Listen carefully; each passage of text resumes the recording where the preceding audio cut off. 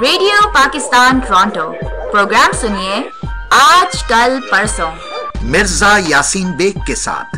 ये प्रोग्राम हर हफ्ते पीर, मंगल और बुध को पेश किया जाता है। आज कल परसों इस प्रोग्राम में आप सुनते हैं ताजा तरीन खबरें दुनिया भर से, skits, interviews, poetry and music, the latest from around the world. हंसिए, मुस्कुराइए, खबरों से आगाह रहिए। मिर्जा यासीन बेग के साथ। मुंतजिर समाअतों के नाम मिर्जा यासीन बेग का सलाम।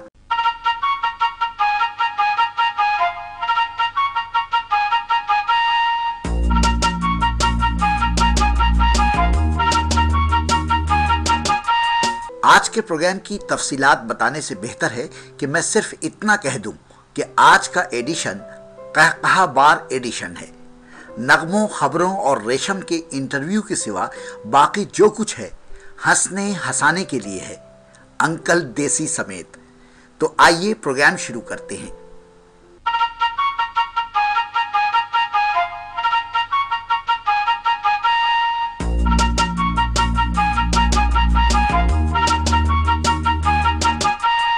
ऑनलाइन शॉपिंग, ऑनलाइन शादी, ऑनलाइन दोस्ती के बाद अब ऑनलाइन भिखारी भी सामने आ गए हैं। गुजरांवाला के एक चौक में खैरुल्ला नामी फकीर ने भीख मांग के पैसे जमा किए और स्मार्टफोन खरीदा।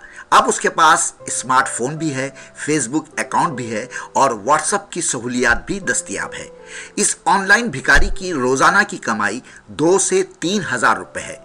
खैरुल्ला दोनों टांगों से माजूर है, लेकिन काफ़ी सोशल है क्योंकि सोशल मीडिया के ज़रिए सबसे राब्ते में रहता है। जहां रश होता है साथियों को बुला लेता है। भाई इसका मतलब ये हुआ कि अब बाजार, मॉल, रेलवे स्टेशन के बाद सोशल मीडिया में भी अब हमें भिखारियों से छुटकारा नहीं मिलेगा। जहां आपने व्हाट्सएप खोला, यूट्यूब ऑन की या किसी वेबसाइट पर चले गए, आवाज आएगी, अल्लाह के नाम पे बाबा, सिर्फ $5 का सवाल है। अल्लाह तुझे डोनाल्ड ट्रंप से बचाए, तेरी शादी दीपिका पादुकोण से करवाए, तेरी लॉटरी निकालवाए बाबा, भेज अपने क्रेडिट कार्ड से $5 बाबा। वाह वाह वाह वाह मिर्जा जी वाह, तुम्हें तो मांगने की बड़ी प्रैक्टिस है। बनवादूं तुम्हारी एक ऑनलाइन साइट mirzabeggar.com। मिल गया मौका मुझ पर चोट करने का अंकल देसी। खैर कोई बात नहीं, अभी तो मैं सफर में हूं, आवाज के सफर में। सफर खत्म हो फिर आपसे पूछता हूं।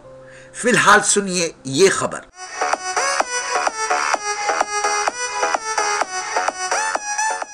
एक शहर से दूसरे शहर का मुसलसल सफ़र करने वाले अफराद अक्सर औकात अपनी रिहाइश के इंतज़ामात को लेकर शदीद परेशानी का शिकार रहते हैं और नई जगह होटलों की तलाश मुंह मांगे किराए कोफ्त का बाइस बन जाते हैं।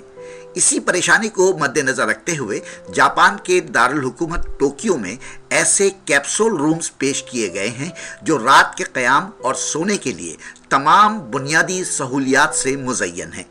कैप्सूल होटल में फ़कत 1.2 मीटर ऊंचे रूम्स में लिनन की चादरों का बिस्तर, हवा की आमोदरफ्त का निज़ाम, alarm, LCD TV, wifi system, laptop की जगह रिचार्ज होने वाले फ़ोन और बिस्तर के नीचे सामान रखने के लिए एक बाकायदा अलमारी भी मौजूद है।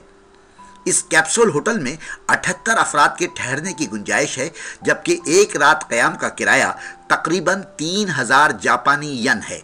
भाई वाह वाह वाह वाह, कैप्सूल पहले खाए जाते थे, अब कैप्सूल में सोना पड़ेगा।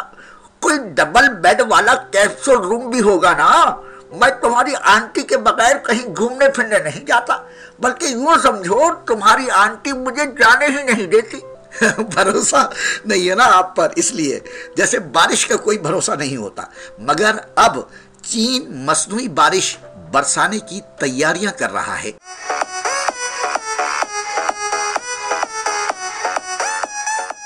चीन ने अपने शुमाल मगरबी इलाकों में मसनूई बारिश बरसाने की तैयारियां शुरू कर दी। मसनूई बारिश बरसाने के मंसूबे पर 17 अरब रुपए लागत आएगी और ये 3 बरसों में मुकम्मल हो सकेगा। मसनूई बारिश बरसाने के लिए बादलों की तैयारी के लिए चीन 4 नए जहाज खरीदेगा, जबकि 8 तैयारों को अपग्रेड किया जाएगा।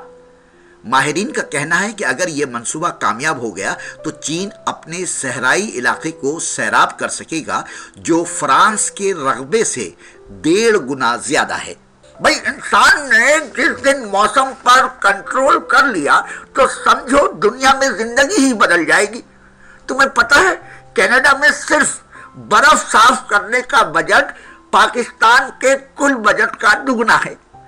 यहाँ खानों पर नमक कम डलता है और बर्फ को पिघलाने और फिसलन को कम करने के लिए बर्फबारी के बाद सड़कों पर नमक ज्यादा डाला जाता है। हम सर्दियों में जितना नमक सड़क पर देख लें, इतने नमकीन चेहरे गर्मियों में देखने को नहीं मिलते। मगर अब मैं आपको खबर सुनाने लगा हूं 2 नमकीन चेहरों की।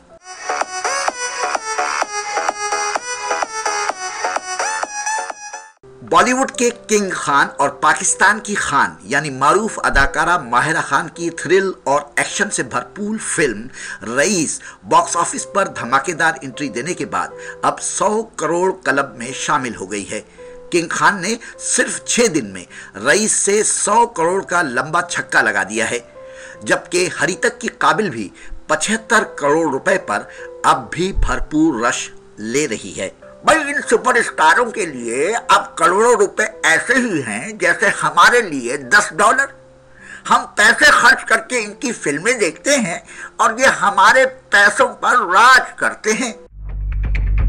जरा ध्यान से सुनो, एनु नाम छे रईस, अक्खी दुनिया में ये एक सिंगल पीस।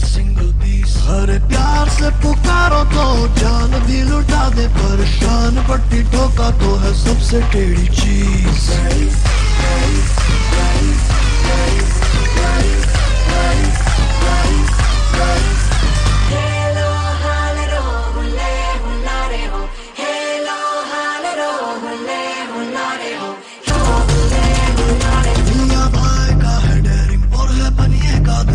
भेजे में है टोटल ठंडक, इसके सीने में है आग। चाहे अच्छा हो या गंदा है, ईमानो धर्म धंधा अपना धंधा ही है इसको सबसे अजीज।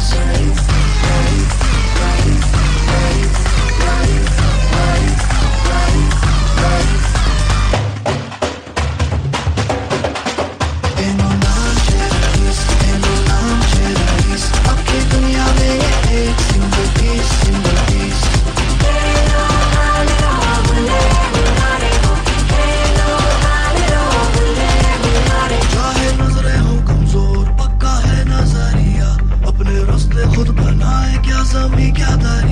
करे प्यार से व्यापार, दागाबाजी ना स्वीकार, बड़े दिल का है राजा ये आपका रईस।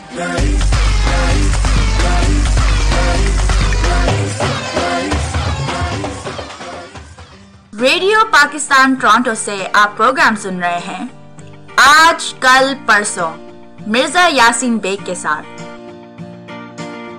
ये प्रोग्राम हर हफ्ते पीर, मंगल और बुध को पेश किया जाता है। आज कल परसों।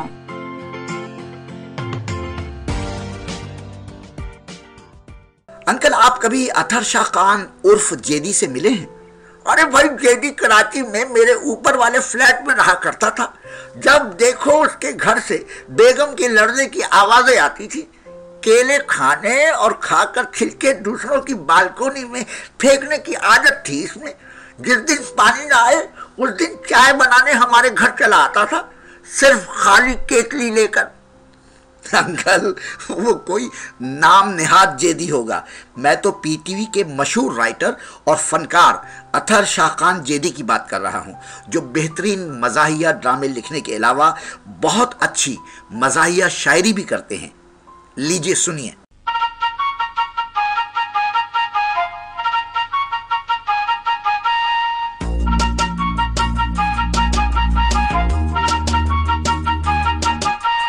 भाई कुछ फरमाइशें आ रही, लेकिन इत्तेफाक से वो डायरी मेरे पास मौजूद नहीं है। वो तो मैं आखिर में सुनाता हूँ भाई, उस पर आमीन कहना पड़ता है। हाँ, अच्छा साहब, एक चीज मैं आपको अर्ज कर दूं। मैंने मिजाह में एक नई गजल इजाद की है, उसका नाम है पागल गजल। इसमें हैत में कोई तब्दीली नहीं की गई है, ना कोई मिसरे छोटे बड़े होते हैं। तब्दीली सिर्फ ख्याल में है कि ऐसे बेतुके ख्याल कोई सही दिमाग शख्स अदा नहीं कर सकता। ये आप, चूंकि आप लोग सुखन फहम हैं, इसलिए मैं पहली बार यहाँ बेतुके ख्यालात पेश कर रहा हूँ। ये आप जरा तवज्जो से सुनिएगा, कोई रब्त नहीं है ख्यालात में। अर्ज किया है, खड़े खड़े मुस्कुरा रहा हूँ, खड़े खड़े मुस्कुरा रहा हूँ तो मेरी मर्जी, खड़े खड़े मुस्कुरा रहा हूँ तो मेरी मर्जी, लतीफा खुद को सुना रहा हूँ तो मेरी मर्जी, लतीफा खुद को सुना रहा हूँ तो मेरी मर्जी। आगे है, मैं जल्दबाजी में कोट उल्टा पहन के निकला। ये गला जो है पीछे की तरफ हो गया था गलती से। मैं जल्दबाजी में कोट उल्टा पहन के निकला, अब आ रहा हूं कि जा रहा हूं ये मेरी मर्जी।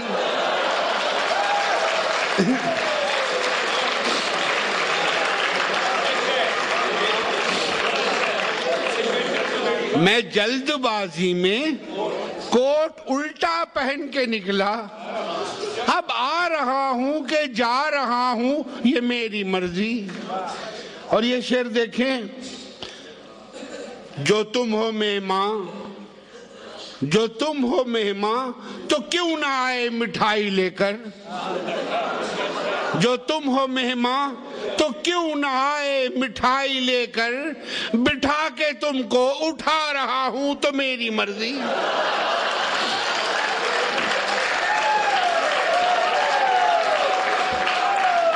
जो तुम हो मेहमान तो क्यों ना आए मिठाई लेकर, बिठा के तुमको उठा रहा हूं तो मेरी मर्जी। और ये आप शेर देखिए, ये क्यों है, ये क्यों है साया तुम्हारी दीवार का मेरे घर, ये क्यों है, ये क्यों है साया तुम्हारी दीवार का मेरे घर, मैं झाड़ू देकर हटा रहा हूं तो मेरी मर्जी।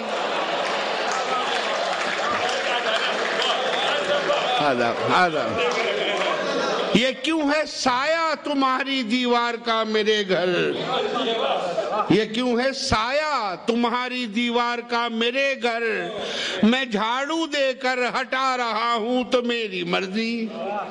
और ये शेर है, रकीब की कब्र में पटाखे भी रख दिए हैं।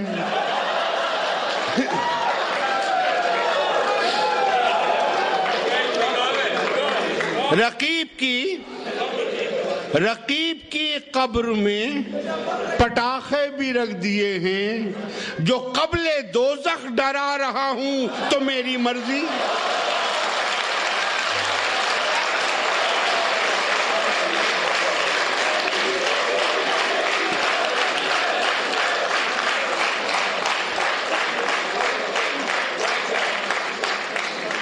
रकीब की कब्र में पटाखे भी रख दिए हैं, जो कब्ले दोज़ख डरा रहा हूं तो मेरी मर्जी। और शेर है, जो रात के 2 बजे हैं तुमको शिकायतें क्यों, जो रात के 2 बजे हैं तुमको शिकायतें क्यों, कि मेरी छत है मैं गा रहा हूं तो मेरी मर्जी। भाई जो रात के 2 बजे हैं तुमको शिकायत है क्यों, कि मेरी छत है मैं गा रहा हूं तो मेरी मर्जी। और मख्तार्स किया है, मैं नादहिंदा हूं, मैं नादहिंदा हूं बैंक तक जानते हैं जेदी, मैं ना दहिंदा हूं, बैंक तक जानते हैं जेदी, तुम्हारा कर्जा भी खा रहा हूं तो मेरी मर्जी। तुम्हारा कर्जा भी खा रहा हूं तो मेरी मर्जी, खड़े खड़े मुस्कुरा रहा हूं तो मेरी मर्जी, लतीफा खुद को सुना रहा हूं तो मेरी मर्जी। बहुत शुक्रिया। अब मैं जा रहा हूं तो मेरी मर्जी।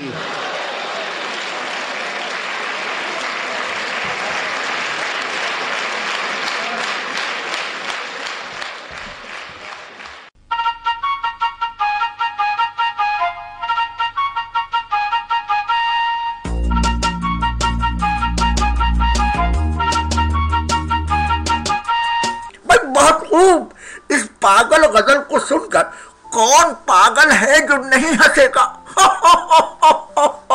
अंकल हंस तो आप भी रहे हैं। भाई मैं तो उस मुख्तसर सी शायरी पर हंस रहा हूँ जो परवीन शाकिर की एक गजल की पैरोडी है। तुम भी सुन लो।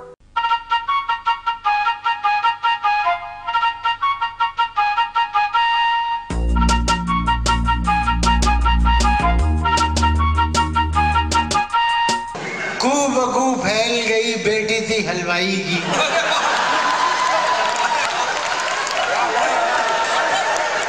बेटी थी हलवाई की। खूब फैल गई बेटी थी हलवाई की, उसने लड्डू की तरह मेरी फंसी रहेगी। क्या बात? टेस्ट ट्यूब बेबी हुआ है मेरी खाला के यहाँ। क्या बकवास कर रहे हैं? अबे तो मेरी खाला के यहाँ, तुम्हें क्या टेंशन हो रही? टेस्ट ट्यूब बेबी हुआ है मेरी खाला के यहाँ, बात तो सच है मगर बात है रुसवाई की। वो कहीं भी गई लौटी तो मेरे पास आई। अच्छा मिसरा है। वो कहीं भी गई लौटी तो मेरे पास आई। बस यही बात है अच्छी मेरी हमसाई की।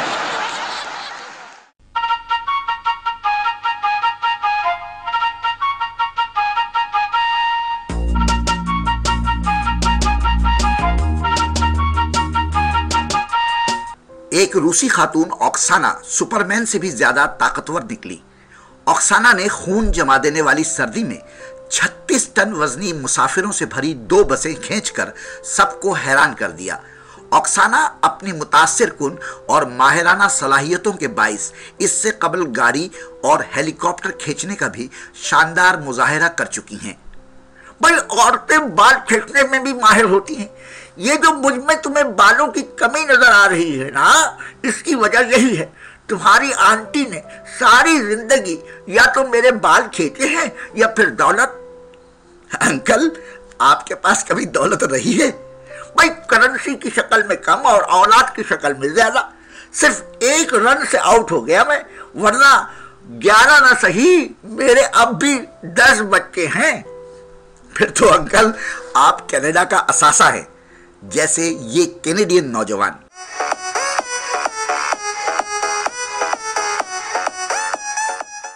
सेल्फी के बुखार में आजकल हर कोई मुब्तला है, लेकिन हमारे कनाडा का एक नौजवान ऐसा भी है जो 8.5 साल से रोजाना अपनी एक सेल्फी ले रहा है। कनाडा के इलाके मॉन्ट्रियल से ताल्लुक़ रखने वाला 20 साला होगो कॉर्नियल नामी नौजवान 12 साल की उम्र से रोज़ाना एक सेल्फी ले रहा है और अब तक अपनी लातादाद तस्वीर खींच चुका है। सेल्फी लेने के शौकीन नौजवान ने अपनी तमाम तस्वीर की वीडियो बनाई और सोशल मीडिया पर शेयर कर दी, जिसे अब तक लाखों अफराद देख चुके हैं। भाई सेल्फी दुनिया की अब सबसे ज्यादा खींचे जाने वाली जबान है। जो पैदा हुआ है वो सेल्फी जरूर लेगा। ये वो सेल्फ मेड काम है जो खुद ब खुद आ जाता है। अब तो गानों में भी सेल्फी का जिक्र है।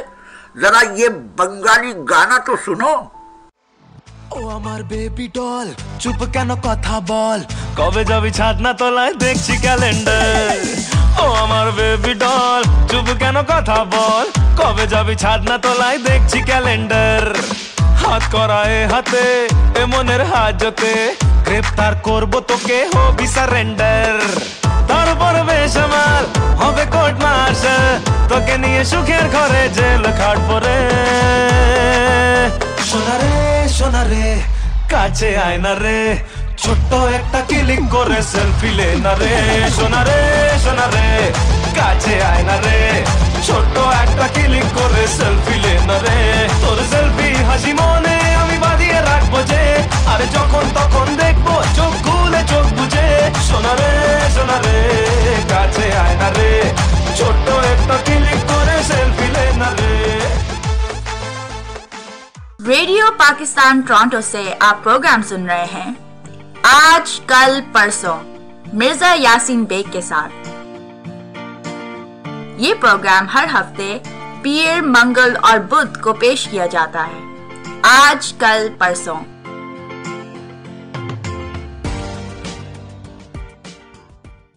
रेशम कपड़ा हो या फिल्म की हीरोइन, हम सब उसे पसंद करते हैं। मैं तो एक शो के लिए रेशम को कनाडा बुलाना चाह रहा था।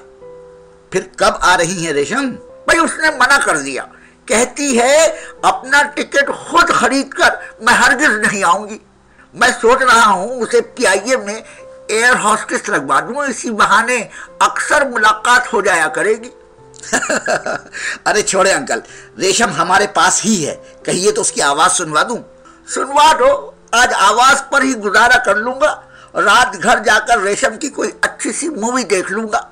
ख्वातीन और हजरात, फैसलाबाद की एक गरीब यतीम मैट्रिक पास लड़की जो फिल्मों की रेशम बन गई। रेशम का इंटरव्यू रीमा की जबानी।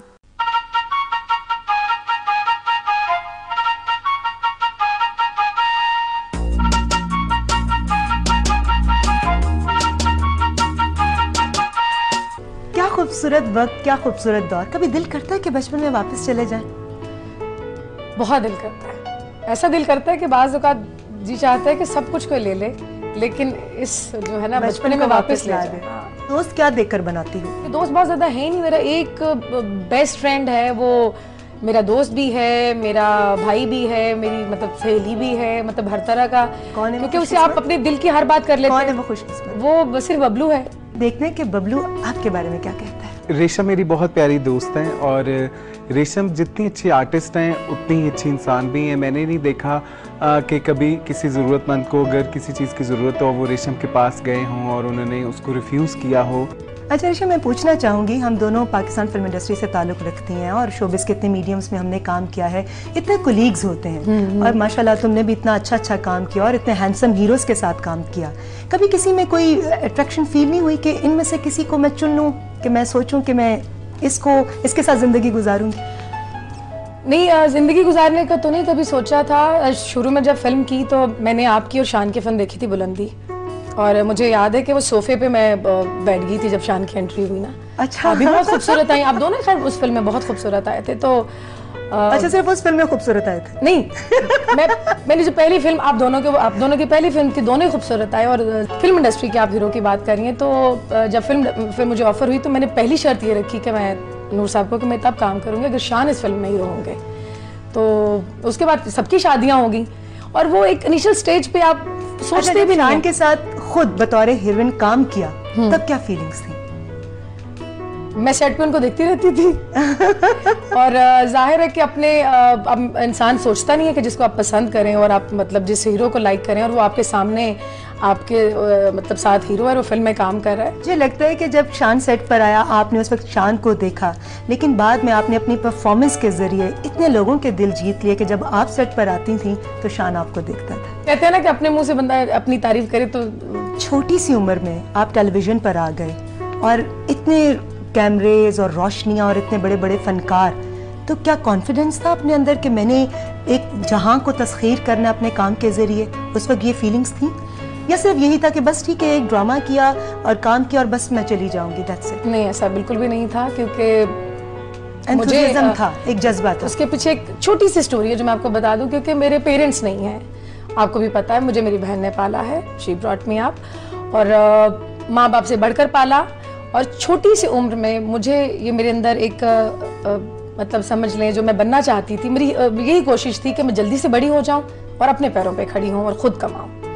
तो वो 13.5 साल उम्र थी मेरा ख्याल, जब मैंने वो एक्स्ट्रा का एक छोटा सा रोल किया था। वो टेलीविजन पर जब काम के लिए गए, वो ऑडिशन था, तो उन्होंने कहा कि ये उस एज के उस उम्र के हिस्से में ही नहीं है कि हमें इसको लीडिंग कैरेक्टर दें।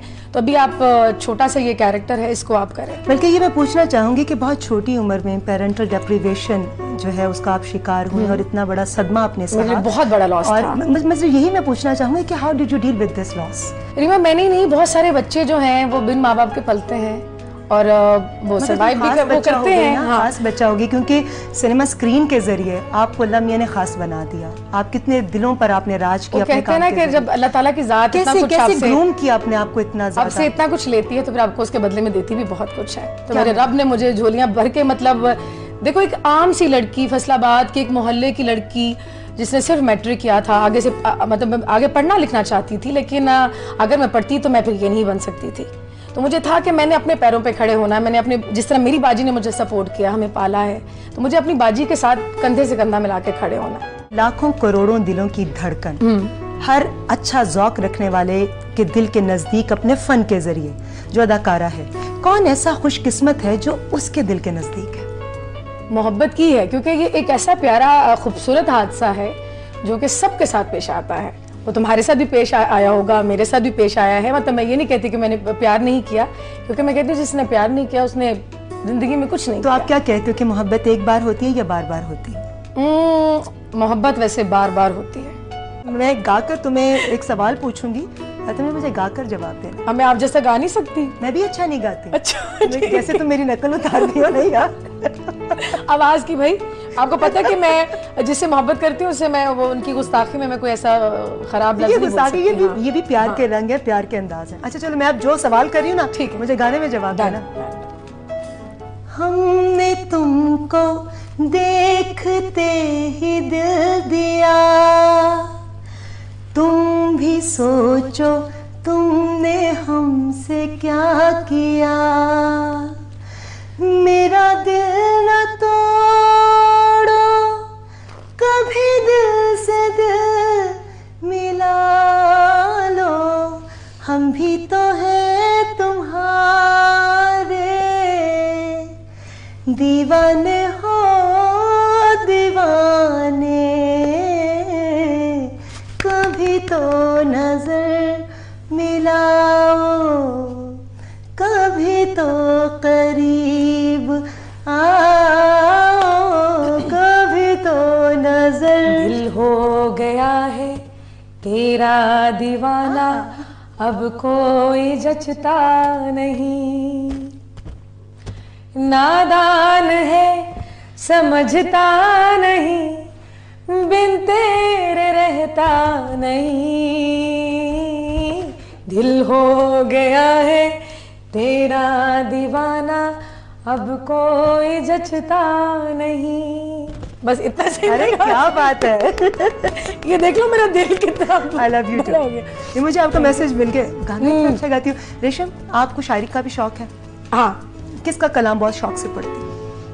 मैंने फैज़ साहब को पढ़ा है, गुलजार साहब को बहुत पढ़ा है मैंने, जावेद अख्तर, परवीन शाकिर। कोई ऐसा जो बहुत बहुत पसंद हो? एक नज़्म है बहुत प्यारी सी, वो मैं आपके कहने पर, क्योंकि काफ़ी अरसा हो गया मेरी, पहले तो एक जब, क्योंकि आपको पता है खावर साहब से ये चीज़ मुझे मिली तो मुझे अक्सर मैं उन जैसा बनना चाहती थी कि मेरे उस्ताद है, शायर हैं, तो मैं क्यों ना शेर पढ़ना। मुझे बहुत बुरा, मैं पढ़ती थी शेर, तो उनका आइंदा जुर्रत ना कभी करना, बहुत बुरा पढ़ती हो, फिर आदत सी हो गई। तो अब काफ़ी अरसे से मैंने किसी भी मतलब जगह पे कुछ चीज़ ना सुनाई ना पढ़ी, लेकिन एक नज़्म आपकी नज़र करती हूँ। So sweet of you. आओ और ना सोचो, सोच के क्या पाओगे, जितना भी समझे हो उतना पछताए हो, जितना भी समझोगे उतना पछताओगे।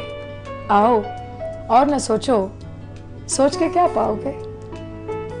तुम एहसास के जिस मंजिल पर आप पहुंचे हो वो मेरी देखी भाली है, जाने भी दो इसका कब तक सोग बनाना, ये दुनिया अंदर से इतनी क्यों काली है। आओ कुछ आप जीने का सामान करें हम, सच के हाथों हमने जो मुश्किल पाई है, झूठ के हाथों वो मुश्किल आसान करें हम।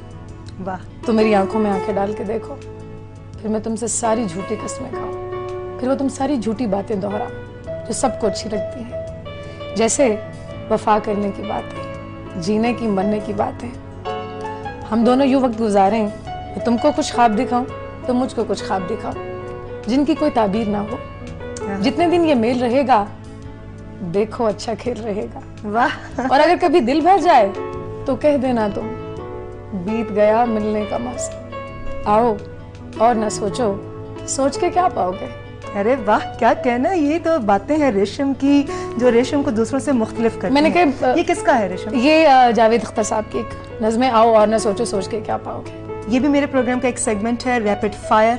एक नाम लूंगी, जो भी आपके जहन में ख्याल है आपने शेयर करना, ठीक है? Rahat Fateh Ali Khan, great genius. Syed Noor sahab, great director. Italian cuisine, fattening. Paris, honeymoon के लिए अच्छी जगह है। लाहौर, जिंदा दलान शहर। Athar Shahzad, great photographers. Shahrukh Khan, star. Narciso Rodriguez, perfume, I love wearing it. Meera, मजेदार। Parveen Shakir, great poets. फैज अहमद फैज, मुझसे पहली सी मोहब्बत मेरे महबूब नामाक। Mahmood Bhatti, designer. Reema Jan. Thank you so much रेशम, बहुत अच्छा लगा कि आप आए और आपने अपनी तमाम इतनी प्यारी प्यारी खूबसूरत बातें हम सबके साथ शेयर की और लोगों को बताया कि ये जो दुनिया को रेशम नज़र आती है अंदर से कितनी नरम, मुलायम और वाकई रेशमी है। Thank you Reema, it's a great honour for me being in your show. दिल हो गया है तेरा दीवाना, अब कोई जचता नहीं, नादान है समझता नहीं, बिन तेरे रहता नहीं। दिल हो गया है तेरा दीवाना, अब कोई जचता नहीं, नादान है समझता नहीं, बिन तेरे रहता नहीं। दिल हो गया है तेरा दीवाना। रेडियो पाकिस्तान टोरंटो से आप प्रोग्राम सुन रहे हैं आज कल परसों मिर्जा यासीन बेग के साथ। ये प्रोग्राम हर हफ्ते पीर, मंगल और बुध को पेश किया जाता है। आज कल परसों।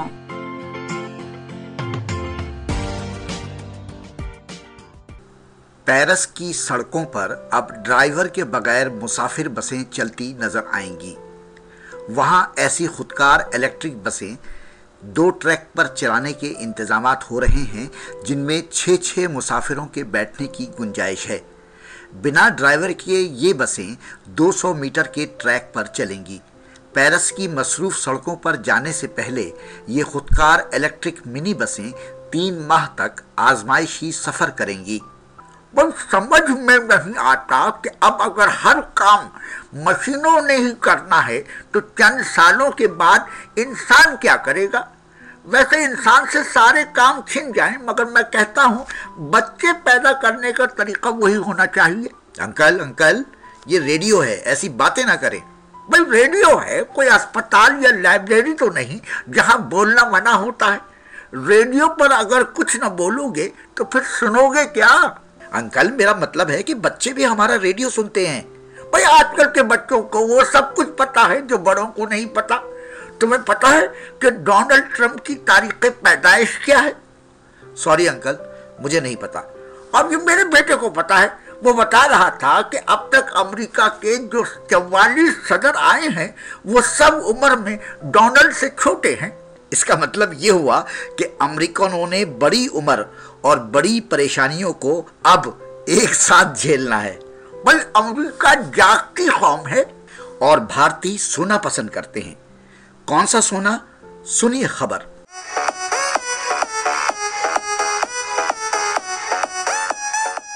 सोना जमा करने का शौक किसे नहीं होता, लेकिन इस शौक में भारतीय कौम ने सारी दुनिया को पीछे छोड़ दिया है। भारतीय दुनिया में सोना जखीरा करने वाली सबसे बड़ी कौम है। वर्ल्ड गोल्ड काउंसिल की एक तहकीक ने यह दिलचस्प इंकशाफ किया है कि भारत में 23,000 से 24,000 टन सोना घरों में रखा जाता है, जिसकी कीमत तकरीबन 850 खरब रुपए बनती है। वाह भाई, सोना तो हमारे घर में भी बहुत है, मगर सिर्फ आंख बंद करके सोना। इससे पहले कि आप सो जाएं, आइए आपको बेल्जियम ले चलूं।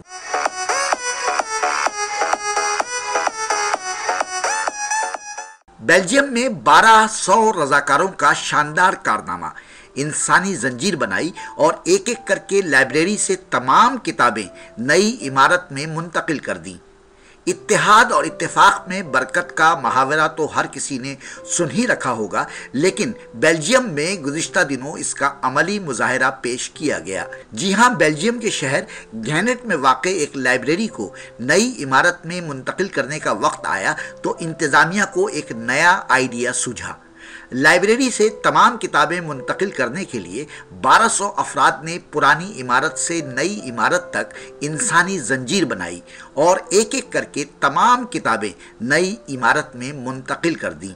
बाद अज़ां तमाम किताबों को एक एक करके सेट भी कर दिया गया। भाई काश कोई मेरी लाइब्रेरी भी सेट कर दे। मैं चाहता हूँ कोई मेरी सारी किताबें ले जाए और मेरी लाइब्रेरी अपने घर सेट कर ले। अब मुझसे किताबें पढ़ी नहीं जाती, बस फेसबुक पर स्टेटस पढ़कर अपना स्टेटस बढ़ा लेता हूँ। अंकल, आपकी गुफ्तगू ही से अंदाजा हो जाता है कि आप बुक के शौकीन हैं। मेरा मतलब है फेसबुक के।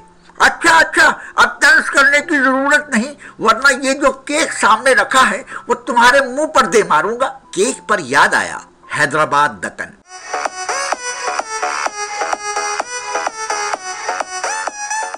भारतीय शहर हैदराबाद दक्कन में केक की सबसे बड़ी नुमाइश में 100 से ज़ायद बेकर्स ने तकरीबन 96 घंटों में 506 मुख्तलिफ अक़साम के मज़ेदार केक तैयार करके आलमी रिकॉर्ड बना लिया।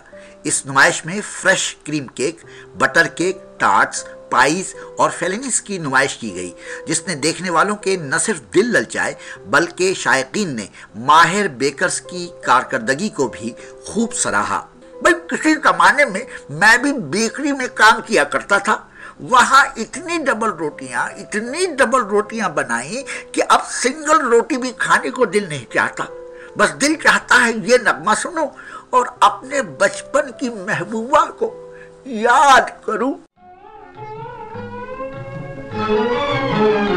मेरे बचपन के साथ ही मुझे भूल न जाना, देखो देखो हंसे न जमाना, हंसे न जमाना। मेरे बचपन के साथ ही मुझे भूल न जाना, देखो देखो हंसे न जमाना, हंसे न जमाना।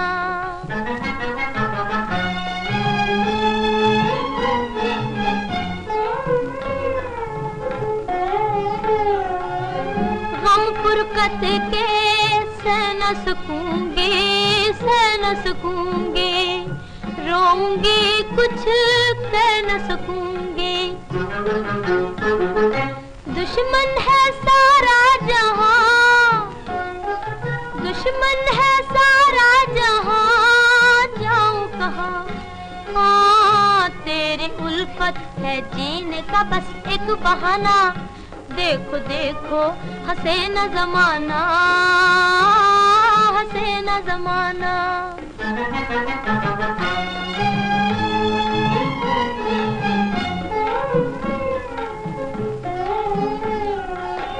रात गुजारूं गिन गिन तारे, गिन गिन तारे, कैसे आऊं पास तुम्हारे। तुम हो कहीं मैं कहीं, तुम हो कहीं मैं कहीं, चैन नहीं।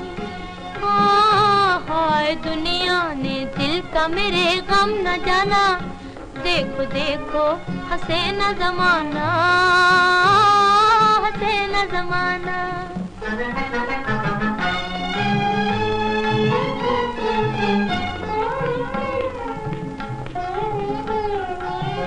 कोई दिल का दर्द न जाने, दर्द न जाने, अपने भी अब है बेगाने।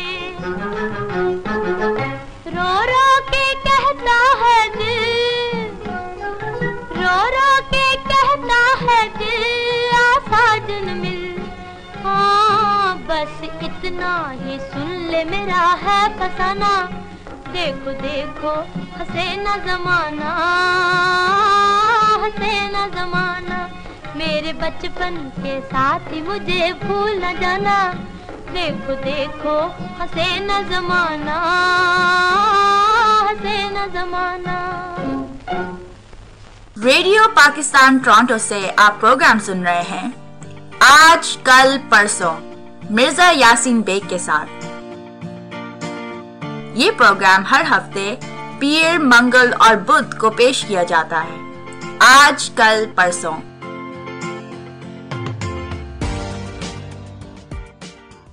अंकल, मेरा ख्याल है आप जिंदगी में कभी न कभी हकीम भी रहे होंगे। अरे वाह वाह, ये तुम्हें कैसे अंदाजा हुआ? आपकी गपबाजी से, मेरा मतलब है आपकी हिकमत भरी बातों से। भाई, मैं हकीम सईद के हमदर्द दवाखाने का सेल्समैन हुआ करता था। इंतहाई हमदर्दी से हर हकीमी नुस्खा मेडिकल स्टोरों और घरों पर पहुंचाया करता था। कोई माजून हो या मजनू, हर एक की तसल्ली हो जाती थी मुझसे। तो चले अंकल, आपको एक हकीम का इंटरव्यू सुनवाते हैं। जरा बत्तीसी संभाल कर बैठिएगा, हंसते हंसते गिर न जाए कहीं।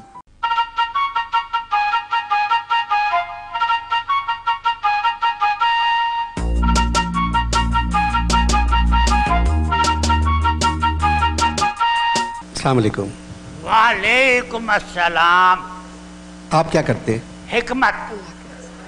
आप हकीम हैं? क्या शक्ल से गाना कॉलेज लग रहा हूँ? अबे जाहिर हकीम हूँ, वालिद मरहूम भी हकीम थे। मर गए? अबे मरहूम कोई खिताब नहीं है जो हुकूमत पाकिस्तान ने वालिद साहब को दिया हो। कमाल है। वे वालिद मरहूम का मतलब है मर गए। वे कैसे मर गए? मैंने बहुत किया अब्बा से कि अब्बा किसी डॉक्टर को दिखा दो अपने आप को। कहने लगा नहीं, मैं तो अपना इलाज खुद ही करूंगा। मैं एक दिन आधा पाव खमीरा मरवालीद खा गए, सीधे पलंग पर लेटे, फिर आह भरी, फिर औंधे हो गए, फिर सांस निकल गई। कैसे हकीम थे? अबे तू मेरा इंटरव्यू कर रहा है कि अब्बा का इंटरव्यू कर रहा है? मैं आपके बारे में भी पूछूंगा। एक आदमी औंधा लेटा है, आपको कैसे मालूम हुआ कि उसकी सांस निकल गई? अबे जैसे साइकिल का पंचर होता है। मैंने पूछा अब्बा ये सांस है? कहने लगे हाँ, निकल गई। ये मरहूम के आखिरी अल्फाज थे। किस किस्म के हकीम थे? अबे तू मेरा इंटरव्यू कर रहा है कि अब्बा का इंटरव्यू कर रहा है? मैं आपसे अभी बात करता हूँ, किस किस्म के हकीम थे? बात सुन, पाकिस्तान की आबादी 18 करोड़ है। अगर अब्बा ना होते ना तो 9 करोड़ होती। वालिद साहब ने आपको हकीम किस तरह बनाया? अबे ये किस किस्म का सवाल है? कैसे बनाया? मैं आपसे बहुत तमीज से बात कर रहा हूँ, अबे वगैरह से परहेज करें। अबे तू मुझसे गुफ्तगू कब कर रहा है? तू तो अब्बा के बारे में बात किए जा रहा है। वो कौन थे, वो क्या थे, वो क्यों थे? वादा करता हूँ पूछूंगा, वालिद साहब ने आपको हकीम किस तरह बनाया? उन्होंने सिर्फ मुझे पैदा किया। ये आप किस तरह कह सकते हैं? अबे कमाल कर रहा है, कैसे कह सकते हैं? उतारूं जूता? तू समझता नहीं है बात को। मैंने कहा वालिद साहब थे, वो बेचारे मरहूम थे, पूछ रहा है किस तरह? मेरे कहने का मतलब था पैदा तो आपको किसी लेडी डॉक्टर ने किया होगा ना? तेरा मतलब हरगिज ये नहीं था। मैं तुझे अच्छी तरह जानता हूँ, कच्चा नहीं हूँ मैं। हाँ। इंतकाल के वक्त वालिद साहब की उम्र क्या थी? अबे तू मेरा इंटरव्यू कर रहा है कि वालिद साहब का इंटरव्यू? क्या उम्र थी? अगर आपके वालिद ना होते तो आप ना होते, इसलिए वालिद साहब के बारे में बात कर रहा हूँ। क्या उम्र थी? उम्र तो याद नहीं, अलबत्ता मुझसे बड़े थे। जाहिर है आपसे बड़े होंगे। ये जरूरी नहीं है भाई, हम शरीफ खानदान के लोग हैं, महज़्ज़ब किस्म के, इसलिए कह सकता हूँ कि वो मुझसे बड़े थे। क्या नाम था वालिद साहब? तू ऐसा कर कि लालू खेत के कब्रिस्तान चला जा, वहां उनकी कब्र है, कंधे पे लिखा है, वहां जाके पूछ ले, जा नाम पूछ ले, जा जा चला जा। बहुत बहुत शुक्रिया आपका, तशरीफ लाए। अमेरिका तशरीफ क्यों लाए आप? मैं कौन आया है अमेरिका? मैं तो टोरंटो आया था। टोरंटो क्यों गए थे? मैंने एक माजून बनाई है, वो बेचने गया था। कौन सी माजून? नया गिरा।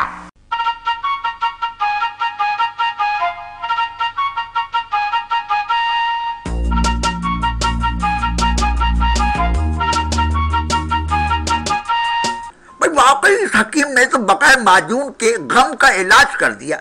मेरी हंसी नहीं रुक रही थी, बड़ी मुश्किल से बराबर वाले कमरे में उस हंसी को बंद करके आया हूँ। अंकल, सलाहियत को दबाया नहीं जा सकता। आइए आपको एक बासलाहियत लड़की की खबर सुनाऊं। क्या अभी अभी पैदा हुई है? खबर ये नहीं है, खबर ये है कि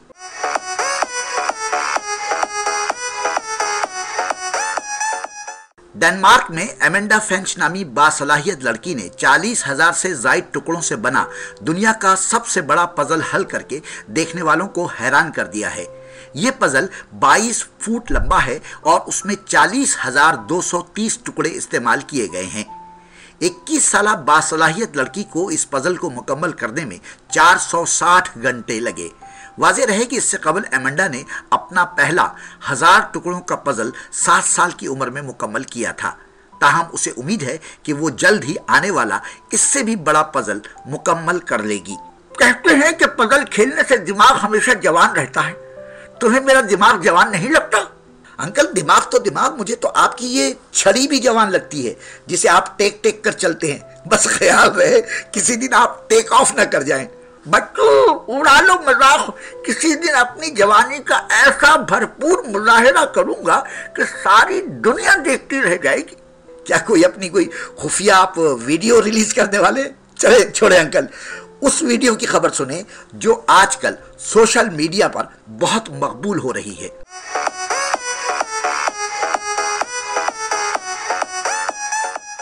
हवाई जहाजों में तो अब तक इंसान सफर किया करते थे, लेकिन एक अरब एयरलाइन में अक्काबों को देखकर मुसाफिर हैरान रह गए। परवाज में अपनी मिसाल आप परिंदों के शहंशाह अक्काबों के लिए सऊदी शहजादे ने खुसूसी परवाज का एहतमाम कर डाला। खलीजी एयरलाइन की फर्स्ट क्लास में अपने पालतू 80 अक्काबों के लिए सीटें बुक करा दी। इस गैर मामूली वाक़े की वीडियो जारी की गई तो देखने वाले हैरान रह गए कि वीडियो में जहाज की हर सीट पर एक अक्काब बैठा नजर आ रहा है। सफर के दौरान अक्काब पुरसुकून रहें इसलिए उनके सर और आंखों को कपड़े से ढांप कर रखा गया था। ये वीडियो सोशल मीडिया पर बहुत मकबूल हो रही है। कैसा बेवकूफ शहजादा है, अक्काबों पर पैसे लुटा रहा है। मेरा अक्काबी दिमाग कह रहा है कि ये शहजादा जल्द दौलत लुटाकर गुर्बत के मजे लूटने वाला है। अंकल, आइए हम भी मजा लूटें मुश्ताक अहमद यूसुफी की एक तहरीर का। यूसुफी की तहरीर का मजा उस वक्त दो अच्छा हो जाता है जब उसे जिया मोहिउद्दीन की ज़बानी सुना जाए।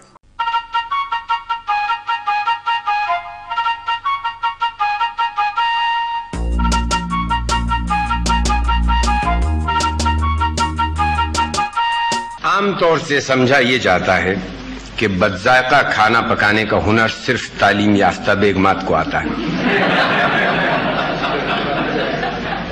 लेकिन हम आदाद व शुमार से साबित कर सकते हैं कि पेशावर खानसामा इस फन में किसी से पीछे नहीं। असल बात यह है कि हमारे यहाँ हर शख्स ये समझता है कि उसे हंसना और खाना आता है। इसी वजह से पिछले 200 बरस में ये फन कोई तरक्की नहीं कर सकी। एक दिन हमने अपने दोस्त मिर्जा अब्दुल वदूद बेग से शिकायतन कहा कि अब वो खानसामा जो 70 किस्म के पुलाव पका सकते थे रफ्ता रफ्ता नापैद होते जा रहे हैं। जवाब में उन्होंने बिल्कुल उल्टी बात कही। कहने लगे खानसामा अनसामा गायब नहीं हो रहे हैं, बल्कि गायब हो रहा है वो 70 किस्म के पुलाव खाने वाला तबका जो बटलर और खानसामा रखता था और उड़द की दाल भी डिनर जैकेट पहनकर खाता था।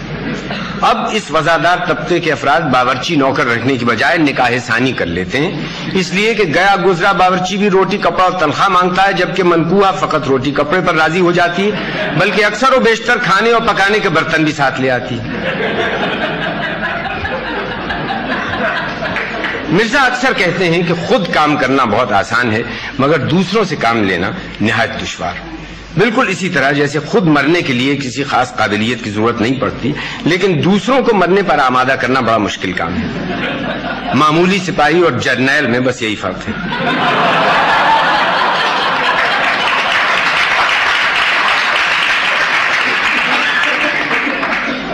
अब इसे हमारी सख्तगिरी कहिए या नाअहली कि कोई खानसामा एक हफ्ते से ज्यादा नहीं टिकता। ऐसा भी हुआ है कि हंडिया अगर शबराती ने चढ़ाई तो बघार रमजानी ने दिया। खानसामाओं से अहद वफा उस्तवार करने और इसे हमेशा के लिए अपना गुलाम बनाने का ढंग कोई मिर्जा अब्दुल वदूद बेग से सीखे। यूं तो उनकी सूरत ही ऐसी है कि हर कसो नाकस का बेख्तियार नसीहत करने को जी चाहता है, लेकिन एक दिन हमने देखा कि उनका देरीना बावर्ची भी उनसे अबे तबे करके बातें कर रहा है। हमारी हैरत की इंतहा न रही, क्योंकि शुरफा में ये अंदाज़े गुफ्तगू महज मुखलिस दोस्तों के साथ रवा है। जुहला से हमेशा संजीदा गुफ्तगू की जाती है। हमने मिर्जा की तवज्जो इस अमर की तरफ दिलाई तो उन्होंने जवाब दिया कि मैंने जानबूझकर इसको इतना मुंह जोर और बदतमीज कर दिया कि अब मेरे घर के सिवा इसकी कहीं और गुजर नहीं हो सकती।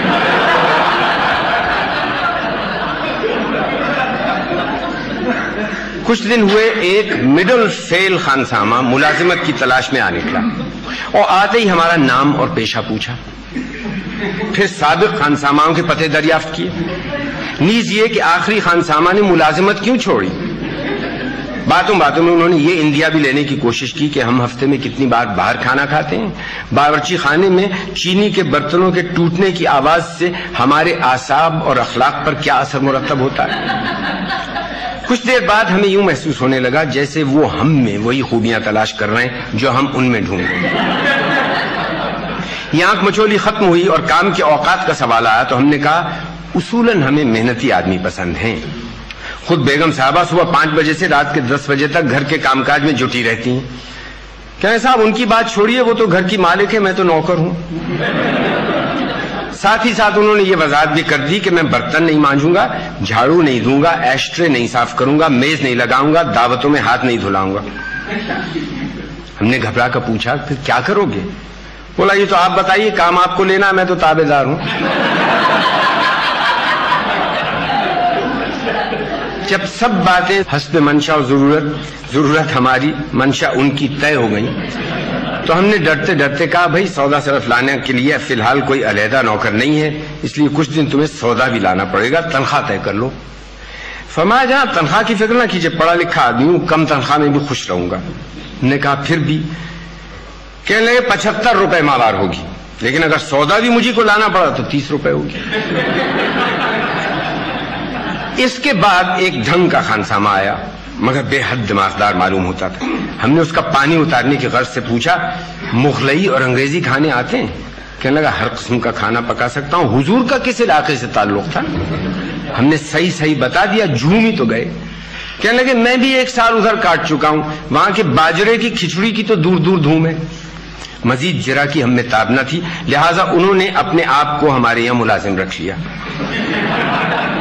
दूसरे दिन पुडिंग बनाते हुए उन्होंने ये इंकशाफ किया कि मैंने 12 साल अंग्रेजों की जूतियां सीधी की हैं, इसलिए उखड़ों बैठकर चूल्हा नहीं झोंकूंगा। मजबूरन खड़े होकर पकाने का चूल्हा बनवाया। इनके बाद जो खानसामा आया उसने कहा मैं चपातियां बैठ कर पकाऊंगा, मगर बुरादे की अंगीठी पर। चुनाचे लोहे की अंगीठी बनवाई। तीसरे के लिए चिकनी मिट्टी का चूल्हा बनवाया। चौथे के मुतालिबे पर मिट्टी के तेल से जलने वाला चूल्हा खरीदा और 5वां खानसामा इतने सारे चूल्हे देख कर ही भाग गया। उस जालिम का नाम याद नहीं, अलबत्ता सूरत और खदोखाल अब तक याद हैं। इब्तदाई मुलाजमत से हम देख रहे थे कि वो अपने हाथ का पका हुआ खाना नहीं खाता, बल्कि पाबंदी से मलबारी होटल में उखड़ूं बैठकर 2 पैसे की चटपटी दाल और 1 आने की तंदूरी रोटी खाता है। आखिर एक दिन हमसे न रहा गया, हमने जरा सख्ती से टोका कि घर का खाना क्यों नहीं खाते। तनक का बोला साहब हाथ बेचा, जबान नहीं बेची। उसने निहायत मुख्तसर मगर गैर मुबहम अल्फाज में ये वाजे कर दिया कि अगर उसे अपने हाथ का पका खाना खाने पर मजबूर किया गया तो फौरन इस्तीफा दे देगा। इसके रवैये से हमें भी शुबा होने लगा कि वो वाकई खराब खाना पकाता है। नीज हम इस मंतिकी नतीजे पर पहुंचे कि दोज़ख में गुनाहगार औरतों को उनके अपने पकाए हुए सालन जबरदस्ती खिलाए जाएंगे और इसी तरह रेडियो वालों को फरिश्ते आतिशी गुर्ज मार मार कर बार बार उन्हीं के नशर किए हुए प्रोग्रामों के रिकॉर्ड सुनाएंगे।